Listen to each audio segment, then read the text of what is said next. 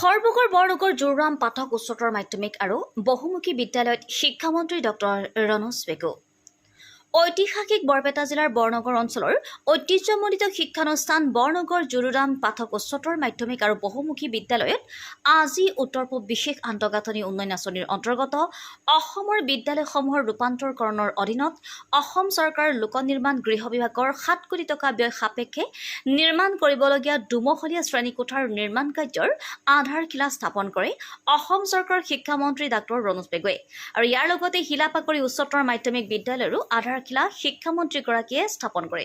দুইখন শিক্ষানুষ্ঠানতে 7 কোটিকৈ মুঠ 14 কোটি টকা খৰচ হ'ব আৰু শ্ৰেণীকোঠা কেইটা নতুনকৈ নিৰ্মাণ হ'লে বিদ্যালয়খনৰ দীৰ্ঘদিনীয়া সমস্যা সমাধান হ'ব। সৰ্বগড়ৰ পৰা সহিজুল আলীৰ ৰিপৰ্ট অৰুণোদয় অসম।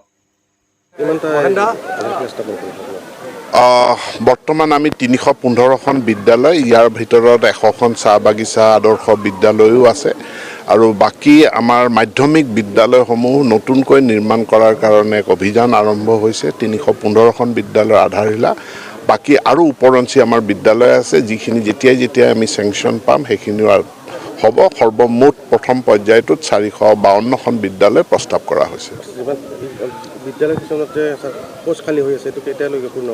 চাওক, আমাৰ অলপ ৰিক্ৰুটমেণ্টৰ প্ৰক্ৰিয়াটো ইতিমধ্যে আৰম্ভ হ'ল, প্ৰক্ৰিয়াটো চলি আছে আৰু এই প্ৰক্ৰিয়া সম্পূৰ্ণ হ'লে আমি প্ৰায় 8000 শিক্ষক পদৰ আমি বিজ্ঞাপন প্ৰকাশ কৰিছোঁ।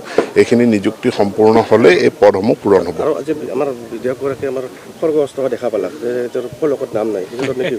নাই, এইটো কিবা এটা কাৰিকৰী কাৰণত নামটো থাকি গৈছে, নামটো পিছত সন্নিৱিষ্ট কৰি দিব। যেতিয়া বিল্ডিং সম্পূৰ্ণ হ'ব ফলকত তেখেতৰ নাম থাকিব।